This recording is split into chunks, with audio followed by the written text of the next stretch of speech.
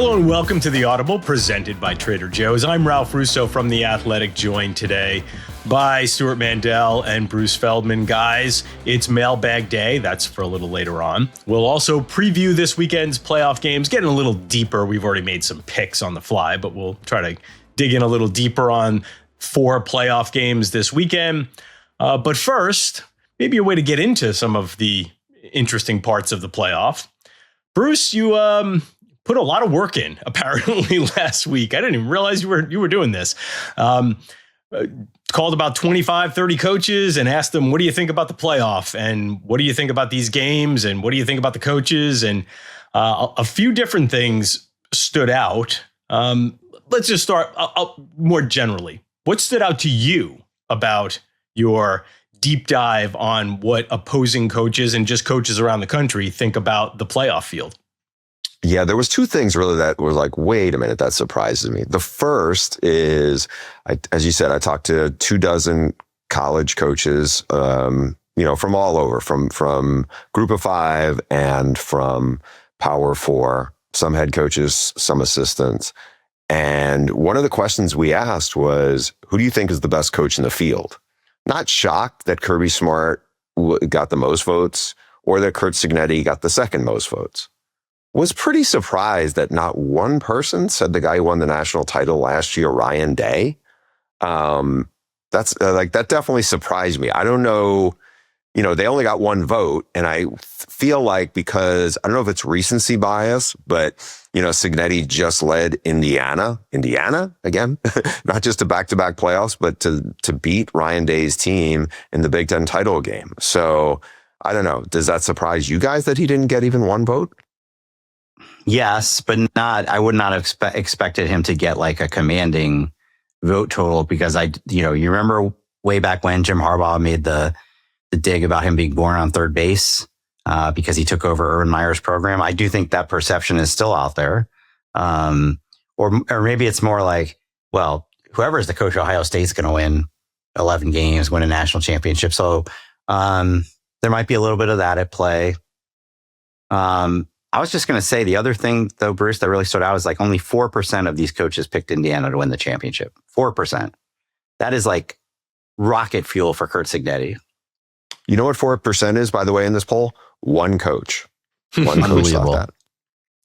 Well, it also speaks to this idea of often if the perception is you have all the best players, maybe that makes you either less of a coach, or your coaching, the coaching job that you has to do isn't as difficult because you have Jeremiah Smith and Arvell Reese. Now, I would also say, though, The same could be said for Kirby Smart. I mean, nobody's got better players than Kirby.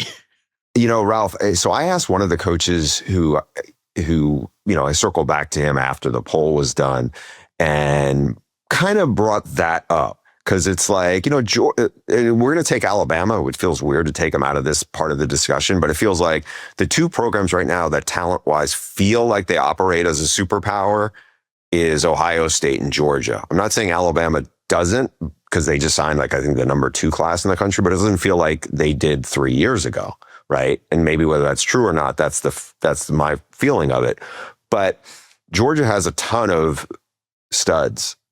They don't have, no one's going to say, oh, yeah, they have the best offensive player in the country, the most talented guy in Jeremiah Smith.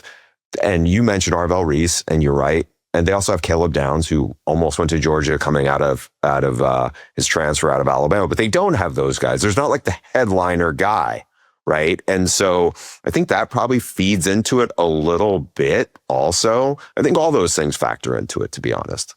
The other thing that surprised me, to be honest, was when we asked what are going to be the upsets, or the biggest, what's your feeling on the biggest upset that's going to happen in the tournament.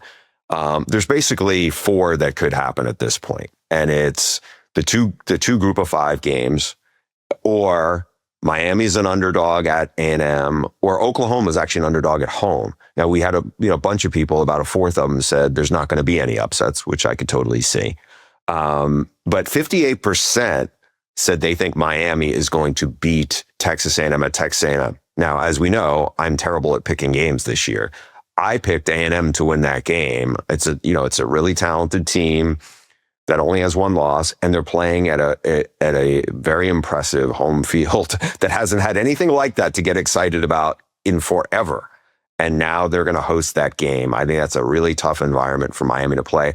I was surprised how many guys think Miami's going to go in there and win. They've brought up different things from Carson Beck, love him or like him, has played in a ton of big games in his college career and in some hostile environments himself. And they have a lot of respect for Miami's talent, both on both lines.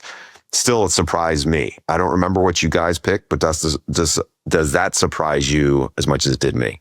I think I was the only one who picked Miami, and it was a little bit of I'm looking for something to do something a little different here because, you say, where's the upset, right? These 4 games are so dramatically different 2-2. You have 2 games that are basically coin flip games, right? I think A&M is a 3.5 point favorite, which essentially is home field advantage. It has gone down, by the way. According to our friend Chris Felica, that spread has gone down quite a bit since it opened. Yeah. So essentially, like, the difference between those 2 teams is home field advantage.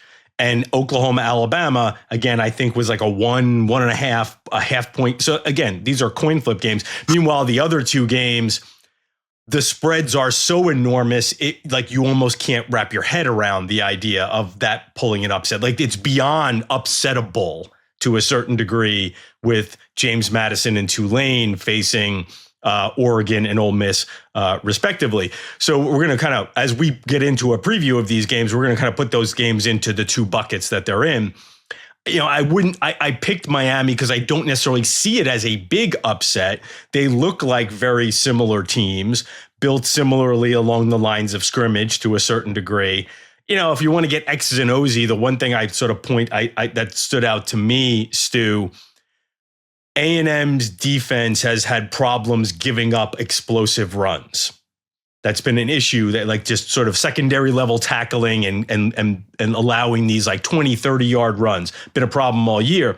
Miami doesn't do that. They don't break off very many explosive runs. So I don't know how that plays out, but it's just interesting to me that the sort of the weakness of Texas A&M's defense is also the weakness of Miami's offense.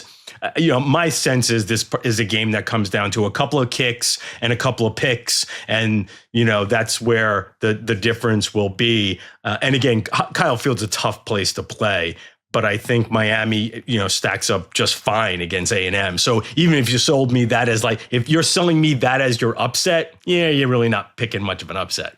Yeah, you're right. Those are coin flip games. We are going to pick against the spread here in a minute. I had 2 things I wanted to mention, though, about Bruce's survey.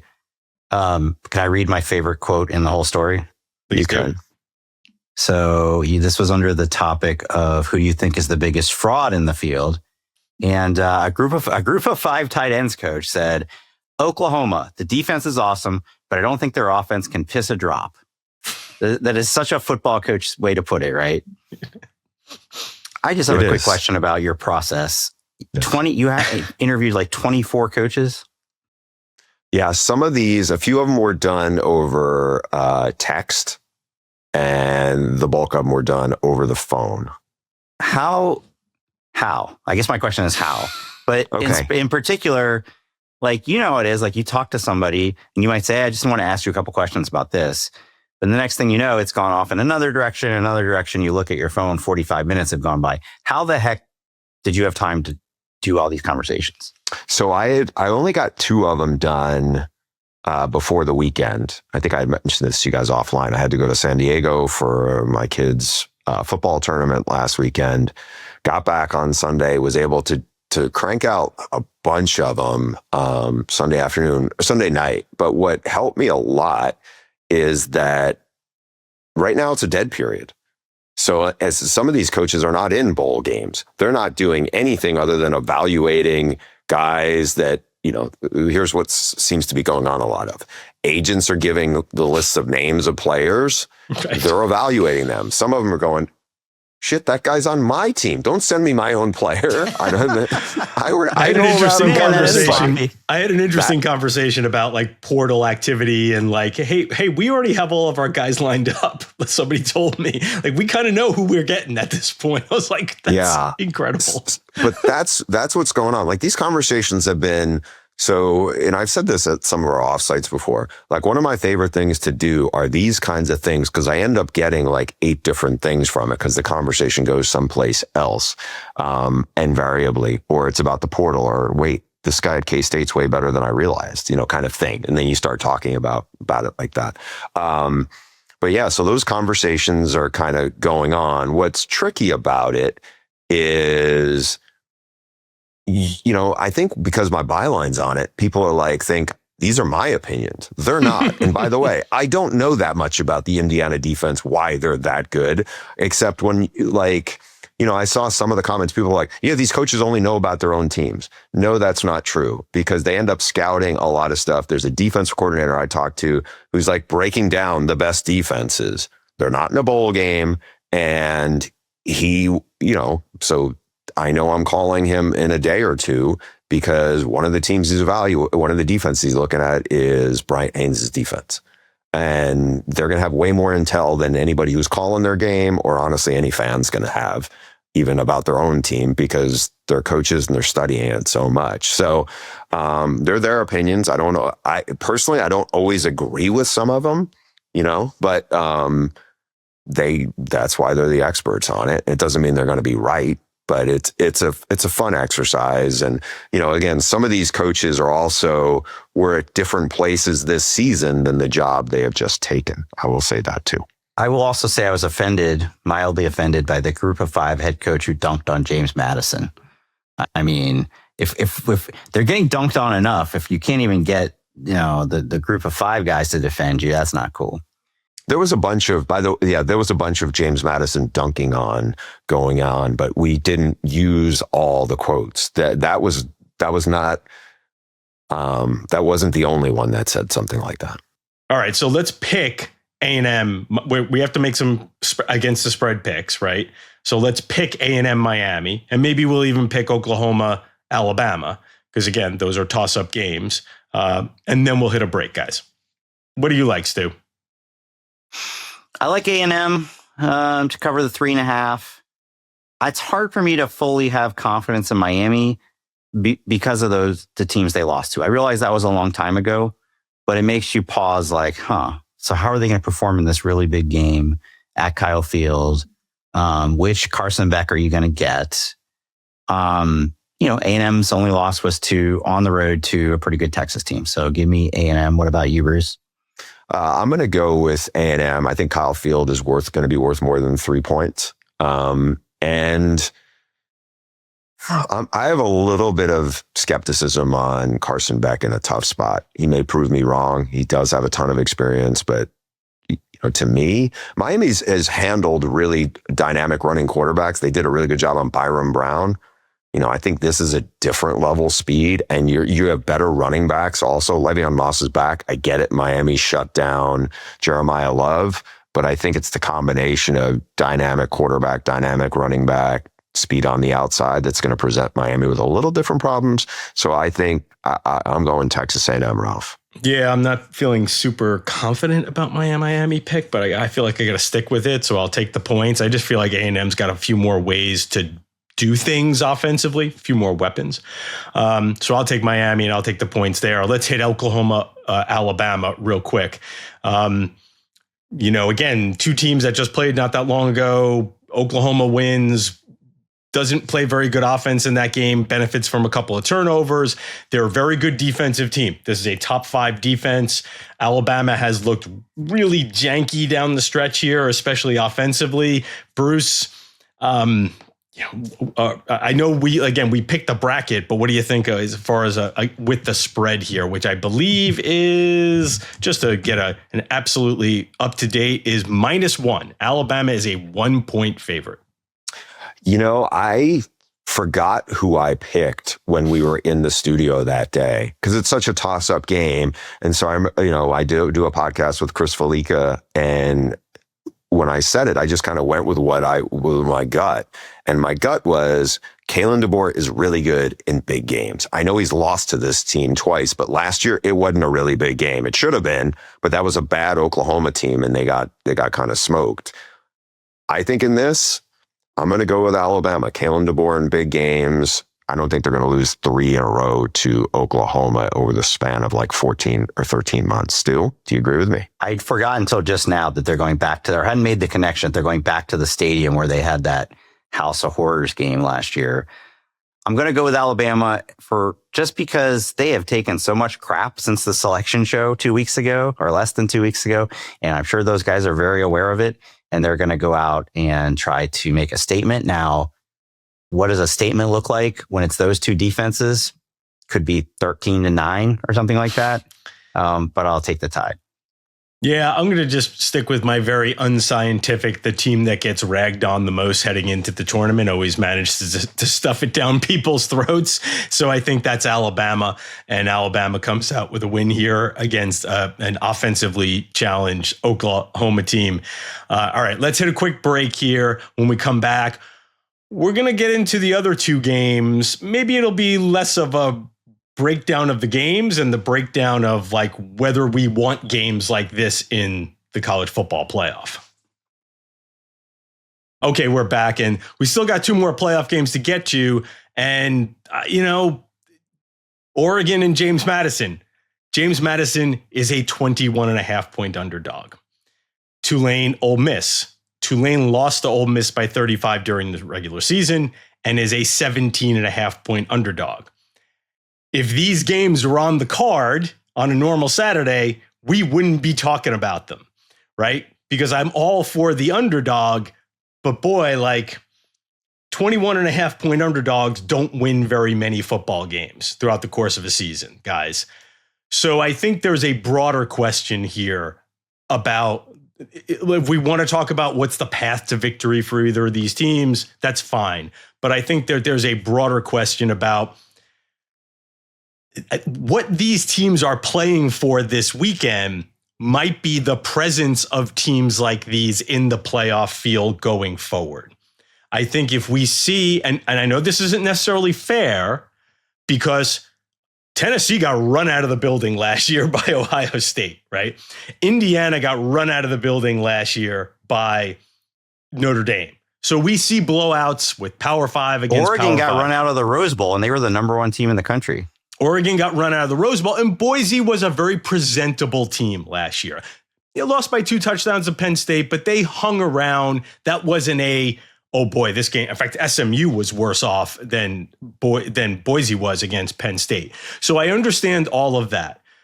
But there is like sort of an accepting reality here, guys, which is I feel like the gap is growing between the group of 5 and the Power 5, especially the tops of that, right? We talked about UCF and Houston and some of those teams that won New Year's 6 games. These teams might not quite be built that way because of the transfer portal and talent migrating up. So I do wonder, Stu, if again, what I said before, James Madison and Tulane are not just playing for themselves here, but they're playing for the future of G5 teams, not just having entry, but how they have entry. Are they going to be so easily granted access? Because, if you have this is an entertainment product, and if you have half the games are non-competitive, it's not like the NCAA tournament where there are 32 first-round games, and if the 16-1 matchup is not going very well, I can just turn that off and watch something else. Like, this is it's a different sport. It's a different dynamic. So I don't know. I mean, are we worried about the G5? And do you think the G5 needs to be attached to this playoff in the future?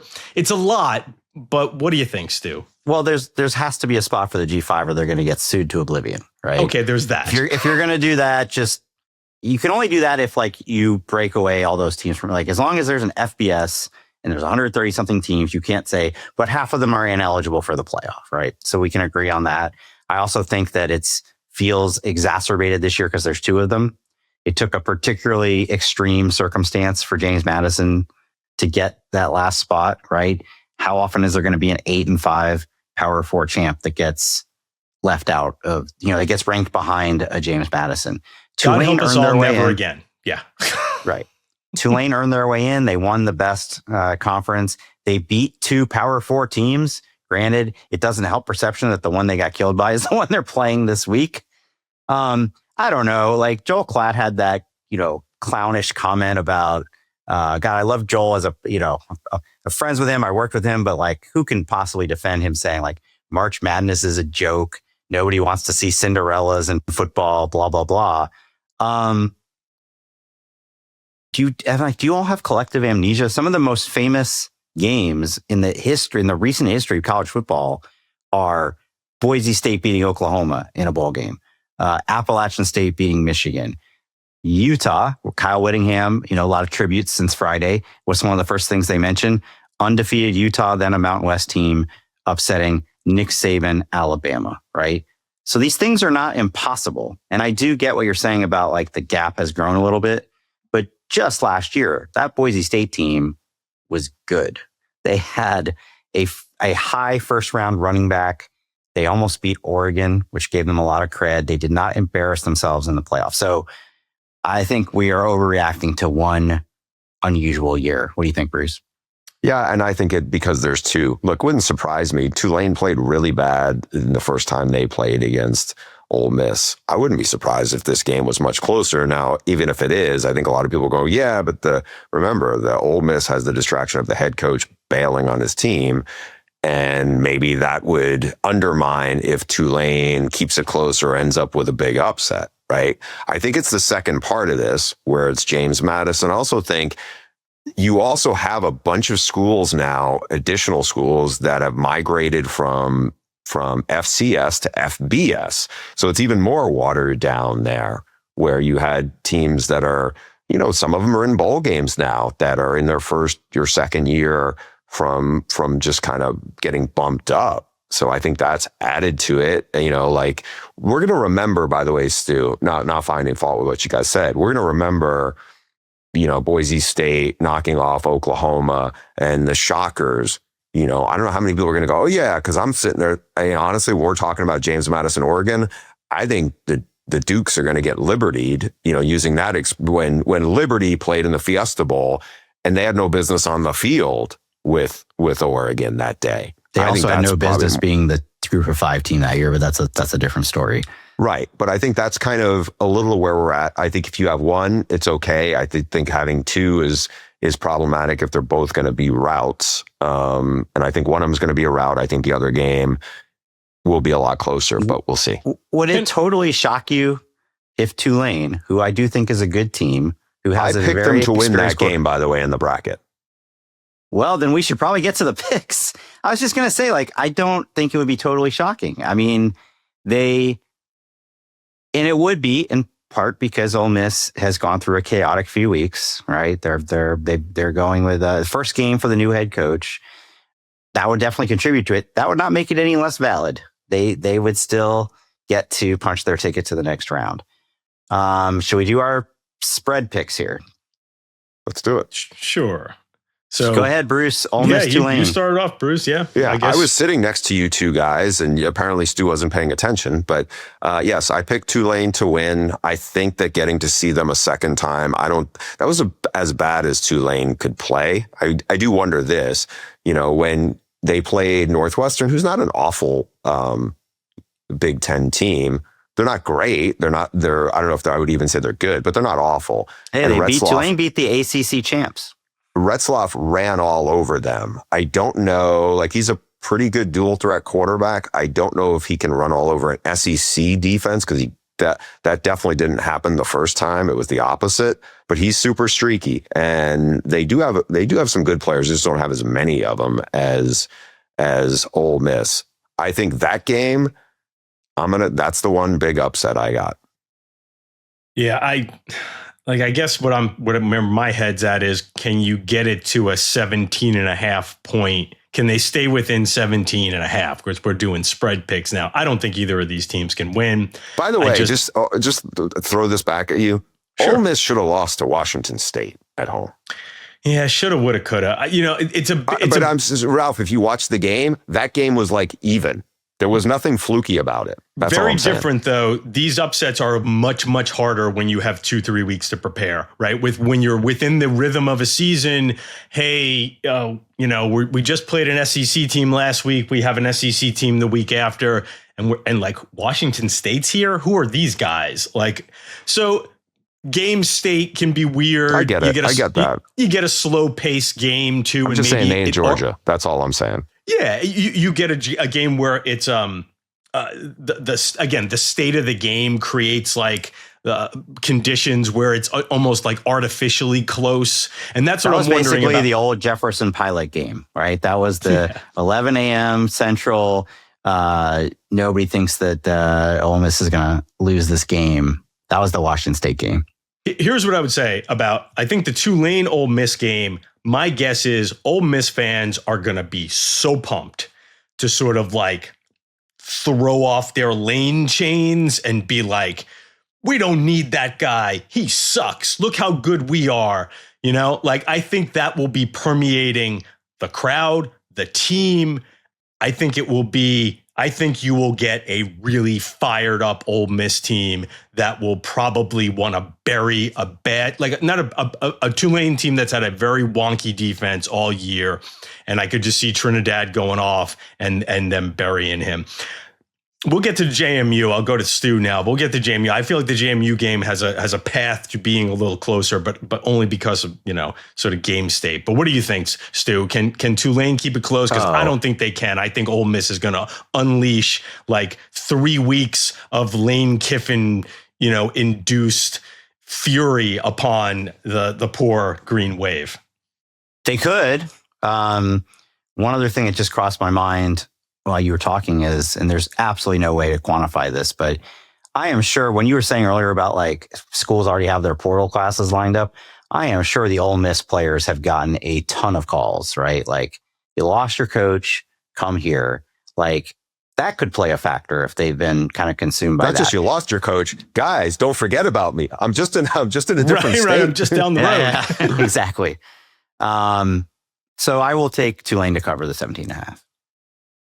All right. So JMU is getting 21.5, and I'll try to be brief here. I could see JMU keeping this a little closer.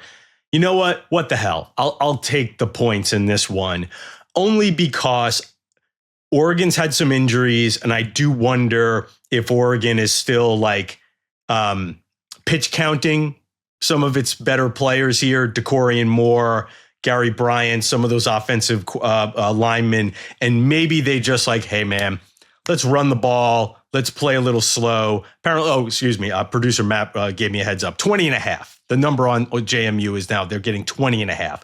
I'll take the 20.5 based on mostly pace. Like, I think Oregon might be able to get at, might decide like, you know what? We're a little banged up. Save ourselves a little bit. Let's run the ball, run 60 plays, get the hell out of here with a 31-14 victory. Have you met Dan Lanning? He doesn't do that. Yeah, I was just thinking that does not sound very Dan Lanning. That's a good point, by the way. If you gave me 30.5, I would still take Oregon. Okay. Stu? Yeah, I kept waiting for Ralph to explain how it was going to be close. And he did give a very like clearly well thought out answer. But I'm like, but it's Dan Lanning. Like, he's going to go for the jugular. And then he's going to show you the pregame footage. Yeah. The locker room 5 footage. Touchdown passes in the first like quarter and a half for Dante Moore, right? Is that what you're saying is going to happen here? This guy thinks he's going to come out here on the West Coast now to UCLA and be a problem for us. We're going to put his face in it. Yeah. It's just, again, it goes back to the broader discussion. I just feel like you talk about the Boise's and the Utahs and the UCFs, and it's like, I don't know if this is not your grandpa's group of 5, right? Or like your dad's group of 5, or like if we're grandpa, this is not our group of 5, right? This isn't even Stephen Godfrey's group of 5. Yeah, it's just. I just feel bad. James Madison had a good season. They went 12-1. They won their conference, and we're talking about them like they're the Washington Generals, right? Like, yeah, it's not just fair. like, I don't think. And maybe they'll prove us wrong still. Like, that's what I'm saying. Like, there is an opportunity here for them to step up and sort of say, no. We deserve these chances. You need to respect us. but I also look at the teams that they played in the Sun Belt and the Troy team that they beat in the Sun Belt championship game just lost to Jacksonville State in a bowl game yesterday. So it's just a very different level of competition. And this is not, again, to use our basketball analogy, in March Madness, the 6'1" point guard who's going to be playing in Lithuania in a couple of years can just have that out of his mind game against Virginia. And all of a sudden UMBC beats the Cavs, the number one overall because it's basketball, right? That kid who's going to be an accountant in a couple of years makes 10 threes against Kentucky and Oakland beats the Wildcats, right? Like the nature of basketball is conducive to upsets. And football, it's like if your biggest guy is the same size as our seventh biggest guy, it's pretty much game over, folks. So it's just a different sport. And I just realized that to a certain degree, we have to make accommodations for that realistically, what we can expect in terms of upsets. I don't know. I feel bad because I want them to be good. Yeah. I want this to happen. I want Matthew Sluka to come off the bench, backup, former UNLV quarterback who left in an NIL dispute. We forgot he was there. Quarterback at James Madison to come in and lead the upset of the century. Real quick, one thing about March Madness upsets that doesn't really get talked about enough. Those games are at neutral sites. They're often like the energy at like a 116 is totally dead. And I do think some of those higher seeded teams are also very aware of the fact that teams like them get upset in the March Madness. And when it starts to the longer that team hangs around, the more they start to tighten up. Not worried about that about Oregon at Autzen. All right. Well, we're going to hit the mailbag in a second, but first, let's take one more break.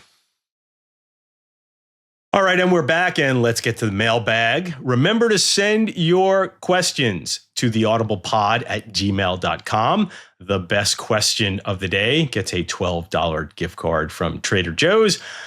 Let's see. We got a couple of questions related to Indiana. So we're going to sort of condense them into one. I'll start with, I'll go to you, Stu, on this one. Hi, Bruce, Stu, and Ralph. Indiana is having an incredible season and now has the second best odds to win the national championship. But why is the talent and roster construction angle barely discussed? I'm not sure if it's barely discussed, but it certainly could be discussed more. Even accounting for elite quarterback play, 8 of the last 10 national champions had top 5 24/7 talent composite rosters. All were top 15, while Indiana sits outside the top 70. NIL and portal may be tightening things up, but does this really change the championship blueprint, or are we watching one of the most extreme developmental anomalies the sport has ever seen? And that's from Thomas. Thanks, Thomas. What do you think, Stu? I think, we'll have to see over time, but it may well turn out to be one of the most extreme developmental anomalies. And, just the kind of perfect timing of the right coach at the right time as this era is changing. Yeah. I think what probably doesn't get talked enough about is, 24/7 also does those, he's talking about the high school ranking. They also do those portal class rankings. And it's basically just like, I don't think those are so scientific yet, how they rank the transfers. It's usually what we've seen, right, is it's either guys who are, it's often guys the guys that get the high ratings are guys who have been sitting who are big recruits, but have been sitting on the bench at Alabama or whoever. And so it's not just, you got all these touted guys in the portal. Did you evaluate them well? Did you hit on the evaluations? Clearly Signetti and his staff did. And hey, they brought some guys from James Madison that ended up being star players in the Big Ten. So maybe we shouldn't be dunking on James Madison the way we did. But it's like getting the players in the doors is a part of it. But I think more so than high school, especially because you don't have as much time to evaluate them, you've got to hit on those. And Signetti hit on basically almost all of them. Obviously, Mendoza might have been a little more obvious, but the guys he took the first year that are now that were, a lot of them, frankly, were group of 5 guys who he has to project to be, good players in the Big Ten. So I think that's a big part of it. I don't really know at this point the mix of high school versus portal on that roster, or and even among those, like how many were the former staff versus how many are Cignetti. Yeah, like Omar Cooper Jr., who had the great catch against Penn State. He was a former high school basketball star who was a Tom Allen recruit. There's a handful of those guys that I think were good evaluations that he kept. And obviously he knew the James Madison guys better than anybody. Aiden Fisher, fantastic linebacker. I mean, he'll play in the NFL. I mean, there's a handful of those guys that I think he was really smart about. Can I throw one more thing in here? They're an old team. They're a very experienced team. They have a few of those like COVID-y. I don't know if there's still a little COVID eligibility thing going on in college football, although a lot of those guys have washed through.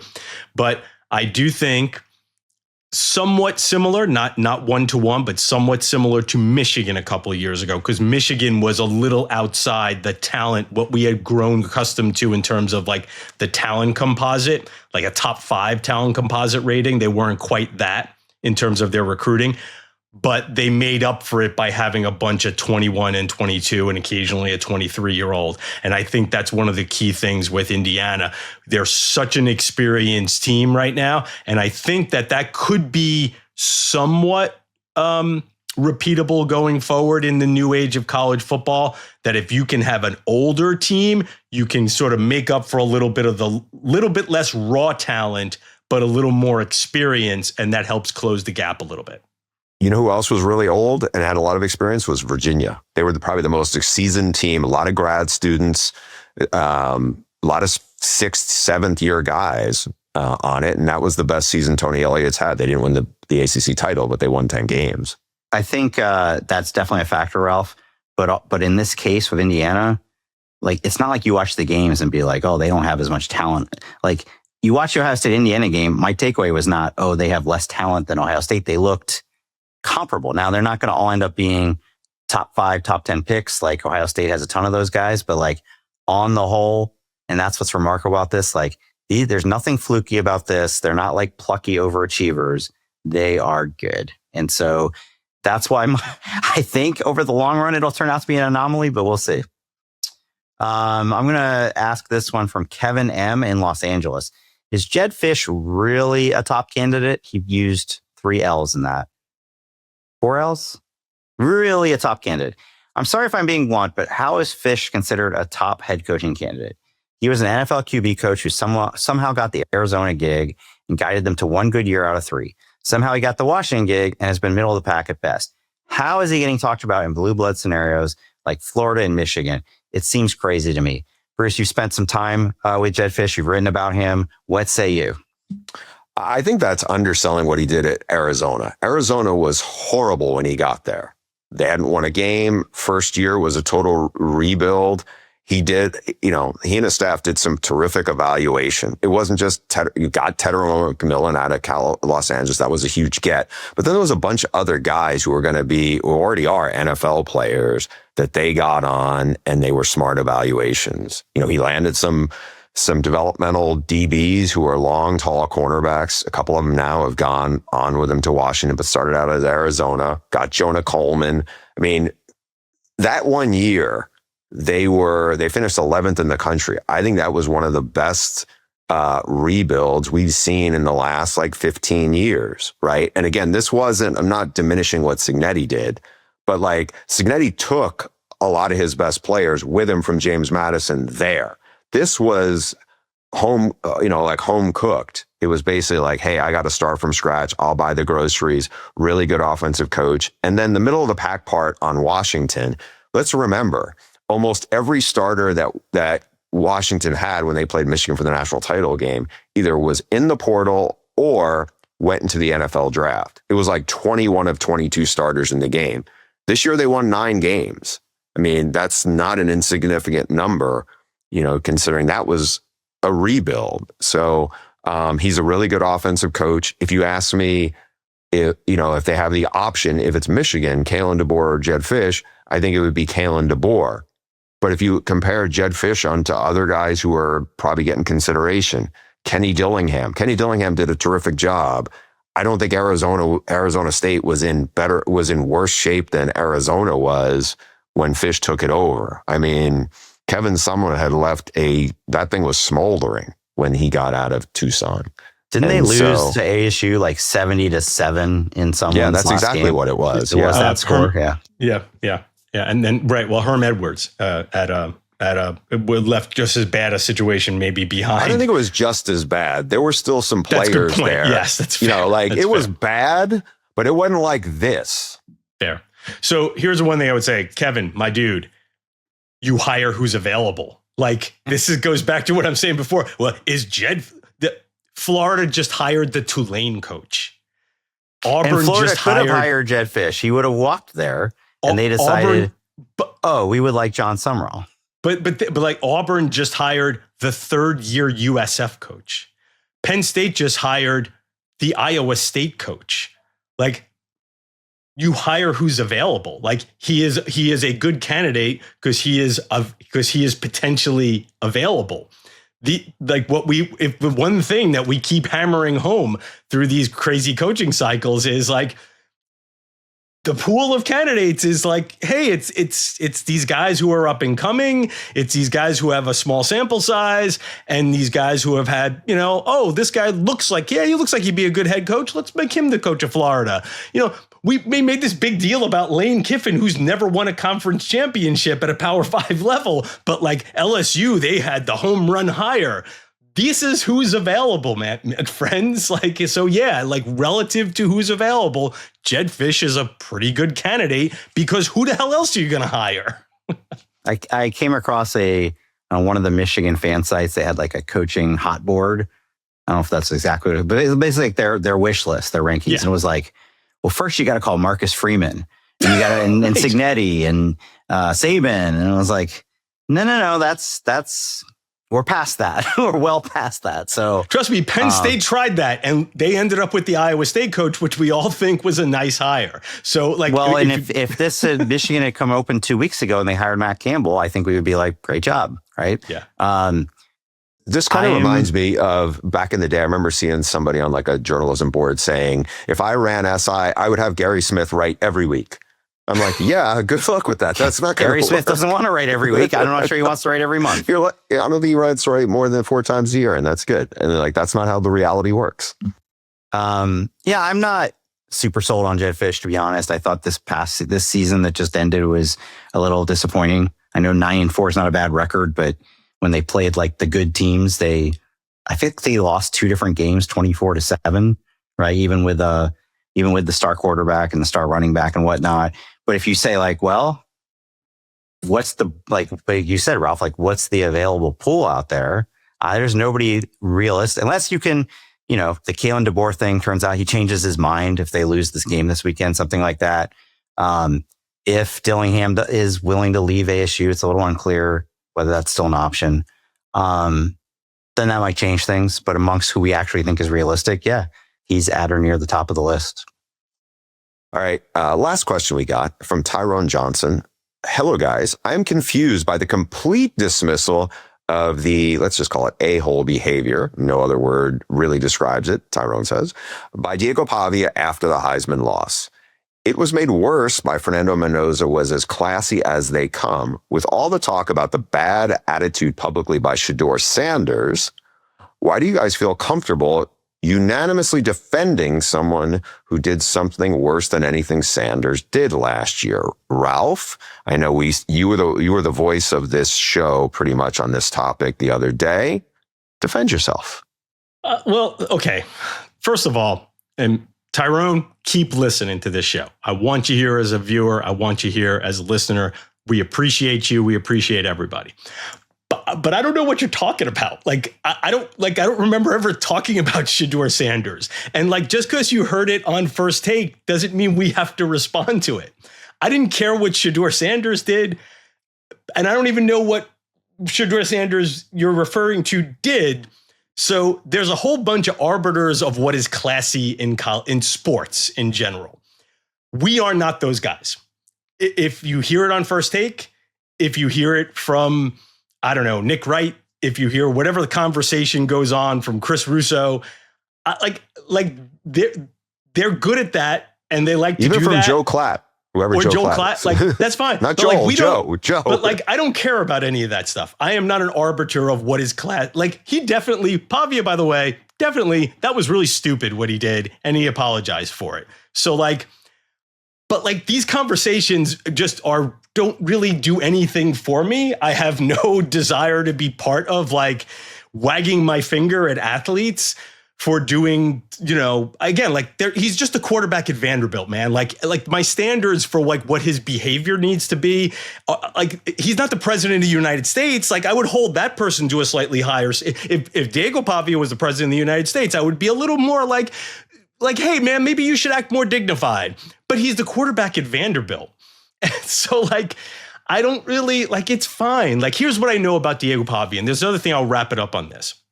So just because other shows talk about this stuff doesn't mean we have to. And B, I guess I would also say, like, we don't really know these people. Yeah, that's what I was going to say.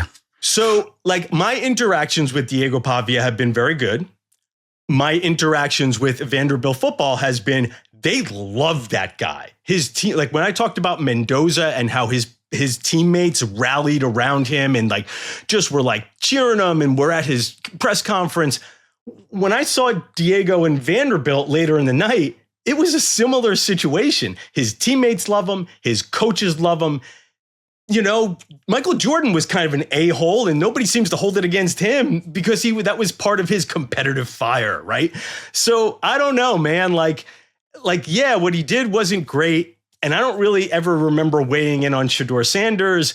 And I don't really like to weigh in on any of this stuff because I find myself thinking, like, I don't really know these guys.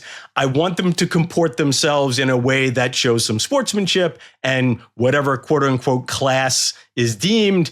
But generally speaking, Stu, like, I don't know, like, I feel like these conversations are better left towards other people who are hot take artists, which we aren't here. Wow, we found the Ralph equivalent of Bruce with the committee with Miami versus Notre Dame. Like, that is the most angry or maybe not angry, fired up I've heard you on this podcast about a specific take. I think what Tyrone's referring to as Shedeur Sanders is once we got to drafts, I don't remember people being that critical of him in college. Maybe I'm wrong. But once we got to NFL draft season, you got the anonymous NFL scouts and the anonymous GMs. And there was a lot of like, hey, he was, embarrassed himself in the meetings and he thinks he's entitled to this and da-da-da-da. And his draft stock slipped. Diego Pavia is not considered a high draft pick to begin with, but I would imagine that stuff will not sit well in NFL meeting rooms, right? Because if it ends up being in NFL meeting rooms, right? If he brings that side of himself to NFL meeting rooms, and in the draft, like when they're considering him as a draft candidate, process, right? But those are teams that are deciding how to invest millions of dollars and want to make sure that the guy doesn't flame out. And we don't have that kind of stake in it. It reminds me a little bit of, there was a period in the early 2010s when we had a lot of Heisman winners who had off the field stuff, to say the least, right? You had, first of all, you had Cam Newton, where like, I remember being at that Heisman ceremony, people were asking him like, do you think you're going to have to give the trophy back in a couple of years, right? You had Johnny, you had Jameis. And it does say on the Heisman website that it's for the outstanding college football player whose performance best exhibits the pursuit of excellence with integrity. Speaking of pursuit, you had Baker. Baker had a pursuit that came up a lot at the time. People would be like, you can't vote for Johnny Manziel. It's for integrity. And what I would just say is like, I don't know Johnny Manziel. I don't know. I've never met Diego Pavia. I don't know what his integrity is, nor do I know the other candidates' integrity. Fernando Mendoza seems like a really good guy. Don't get me wrong. But like, we don't know these people. So how are we supposed to judge their integrity? That's my take on it. Well, all right. I'm sorry I got fired up. And again, Tyrone, please don't bail out on us. We're here for you. But we're just not that kind of show. I just think that, like, I hope you get that from other places, but you might not get that here. And I think we're cool with that. You're asking him to bail out on Chris Russo and Stephen A. I mean, listen, that's a personal choice, man. We all make our choices as far as what we what kind of media we consume. All right, guys, let's get on out of here. That's our show for today. We got to pick the gift card winner. I'm so sorry. You know what? I'm still new around here. When can I stop being new around here? Like, how about like at the end of this season? Is that no longer an excuse for me? Then you're out of your probationary period. Okay. You're no longer a freshman at that point. I didn't realize I was Wait. still on probation. Wait, Listen, coaches say there's a lot of things that people at the Athletic don't realize until Stu weighs in. Ari found out the hard way. You just got a dose. Okay. No, I always think more of he's a freshman, but coaches often say by the time you get to postseason, they're not freshmen anymore, right? So you've got the reps and the experience. My vote is for Thomas with the Indiana developmental anomaly question. Yeah, I'll go with that. Do you want to break the tie there, or There is no tie. There is no tie. Oh, I'm sorry. Do you want to give a dissenting opinion? Even if I wanted to give Tyrone, just so we don't lose him as a guest, because Ralph chastised him for watching. You're right. Just for the hell of it. Not only did you dunk on me, you didn't even give me the gift card. I'm out. All right. Thomas, please send your mailing address to theaudiblepod@gmail.com. Yeah, we'll be back on Sunday morning for our live show on YouTube that you came accustomed to during the season. That's at Audible Show on YouTube, Sunday live, 11:30 a.m. Eastern, 8:30 a.m. Pacific. We will see you then.